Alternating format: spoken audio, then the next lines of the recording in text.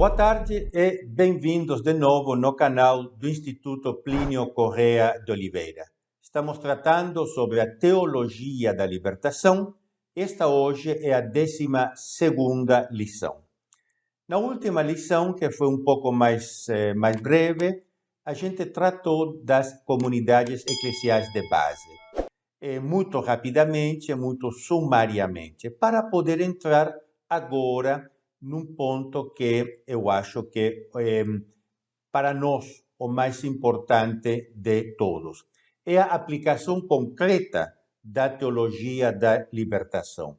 Vocês lembram que eu, nas primeiras reuniões, eu mostrei como a teologia da libertação se insere num processo revolucionário muito claro. Portanto, não é uma doutrina, é um tentativo de engajar-se num certo processo revolucionário. Portanto, a gente pode definir a teologia da libertação como um tentativo de engajar os católicos nas lutas revolucionárias. E isto foi muito bem entendido pelos comunistas da União Soviética, pelo Kremlin. Vocês lembram que na época da União Soviética, todo o comunismo no mundo vinha da União Soviética, eles tinham órgãos prepostos para fomentar, até para financiar os movimentos comunistas revolucionários em todo o mundo. Concretamente, quando os soviéticos perceberam que estava nascendo a teologia da libertação, eles entenderam que era uma arma excelente para eles, para canalizar os movimentos católicos rumo ao comunismo. Circula por aí, até no Brasil, a ideia que a teologia da libertação tenha sido criada, tenha sido inventada pelos comunistas de Moscou. Isto baseado num livro de um general do KGB, que eram os serviços secretos soviéticos, Mikhail Pacepa, que ele diz que teria sido apresentado um memorándum a Khrushchev. Khrushchev era o secretário-geral do Partido Comunista e, portanto, primeiro-ministro da União Soviética, um memorando no ano 64, dizendo que teriam que fazer a teologia da libertação. E, portanto, a teologia da libertação teria sido fabricada em Moscou pelos comunistas. Isto não é verdade.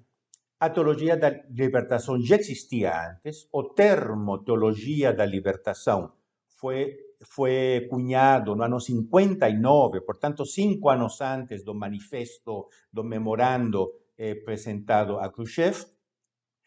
2 meses antes do memorando apresentado a Khrushchev, já tinha tido a primeira reunião internacional de teólogos da libertação em Petrópolis, Brasil.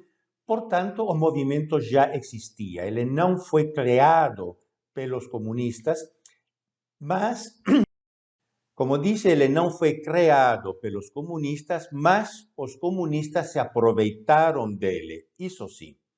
Então, os comunistas em Moscou abriram toda uma secção da Academia de Ciências da União Soviética para estudar e para ajudar a teologia da libertação e o movimento da teologia da libertação. Eu tenho aqui um ensaio de Vladimir Patsika, um comunista russo, que ele dialéctica do desenvolvimento social e luta ideológica, a teologia da libertação em sua versão radical latino-americana, na revista Problemas de Filosofia, Moscou, 1985. E este autor, evidentemente um ideólogo do comunismo soviético, ele diz que a mudança mais importante na ideologia cristã nas últimas décadas foi o surgimento da teologia da libertação. É decir, eles tinham o olho posto na América Latina, eles saudaram com esperança o nascimento da teologia da libertação, orientada para a interpretação do processo histórico e a solução dos problemas sociais, quer dizer, para a revolução. Ele diz: os representantes da teologia da libertação veem no marxismo não tanto um sistema de pensamento contra o qual é preciso desenvolver uma alternativa cristã, mas sim uma teoria do desenvolvimento social que falta ao cristianismo e do qual devem tirar vantagens. Quer dizer, ele mesmo diz, os teólogos da libertação usam o marxismo. Entre sempre este ideólogo marxista, Vladimir Patsica. Entre praxis social e a palavra de Deus, o que é mais fundamental? De acordo com a teologia da libertação, o mais importante é a praxis. Bom, então, ele continua, ele louva a aproximação da teologia da libertação ao marxismo. A teologia da libertação busca uma aproximação sincera com o marxismo e a considera um aliado. Bem, eu vou poupar aos senhores outras citações dele, de Patsica. Eu vou ler agora 2 ou 3 trechos de outra ideóloga do Partido Comunista Soviético, Valentina Andronova, pronunciado em russo. E é um ensaio, um artigo, um estudo muito longo sobre as comunidades eclesiais de base.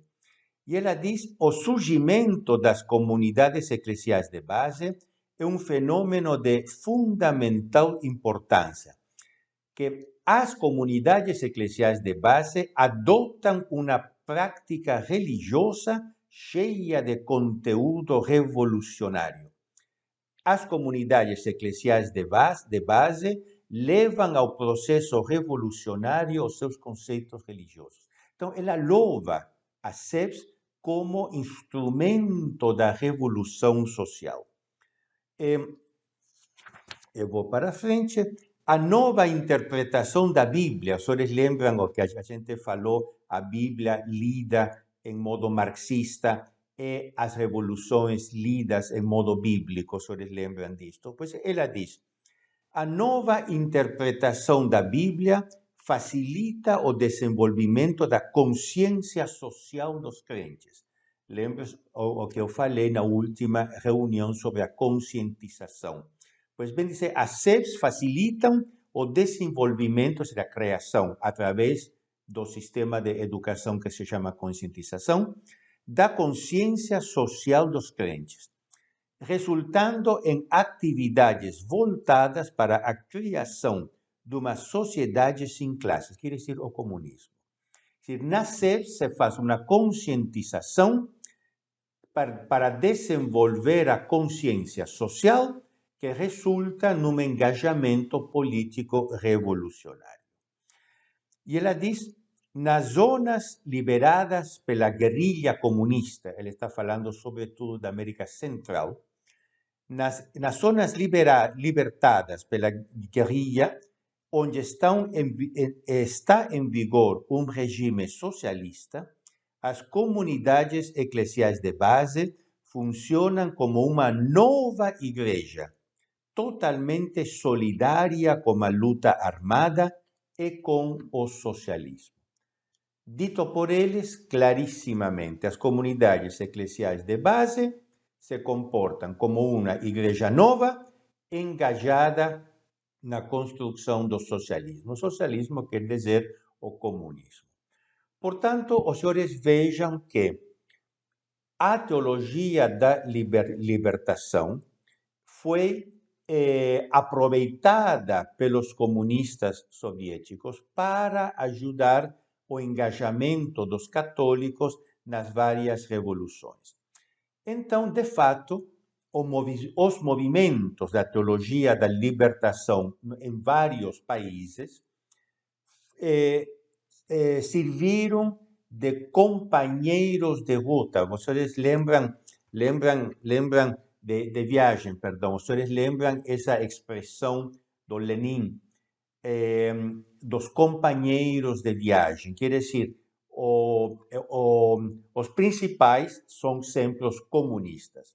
Mas o Lenin diz, a gente pode usar pessoas com as quais a gente pode trabalhar por um trecho da viagem, são companheiros de viagem do comunismo. Os movimentos da teologia da libertação serviram como companheiros de viagem do comunismo em toda a América Latina. Em outras palavras, na América Latina, a partir do fim dos anos 50, mas sobretudo a partir dos anos 60, começaram toda uma série de movimentos tendentes a implantar na América Latina o comunismo, e concretamente o comunismo soviético. Vocês lembram a Revolução Comunista em Cuba, 1969, vocês lembram no Brasil o João Goulart, agora vamos falar um pouquinho mais dele, teve golpes militares comunistas em vários países. No meu Peru, por exemplo, teve o golpe de Estado militar de 1968, teve processos revolucionários na América Central, teve guerrilhas comunistas em muitos países latino-americanos.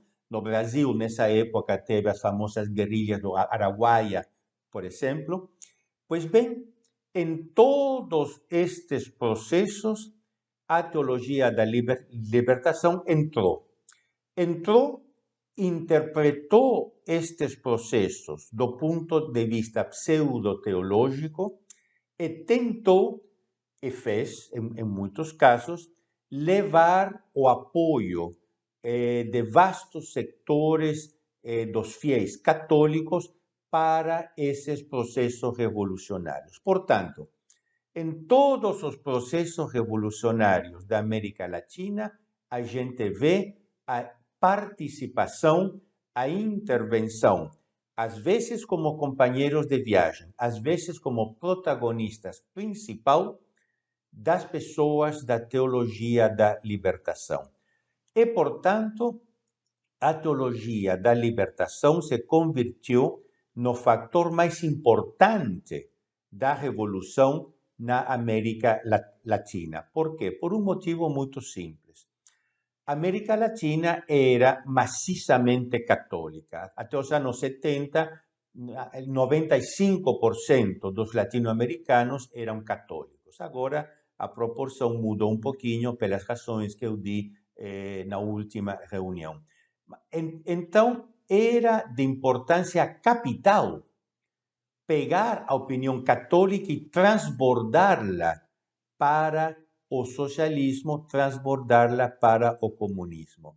E disto se ocupou a teologia da libertação. Na próxima reunião, eu por hoje fico por aqui mesmo. Na próxima reunião, nós vamos ver alguns casos concretos. Vamos ver o Brasil, vamos ver o Chile, vamos ver o Uruguai, vamos ver o Peru, vamos ver a Nicarágua. Casos concretos de engajamento da teologia da libertação nas revoluções comunistas nestes países. Eu fecho aqui recomendando aos senhores de visitarem sempre o canal do Instituto Plínio Corrêa de Oliveira.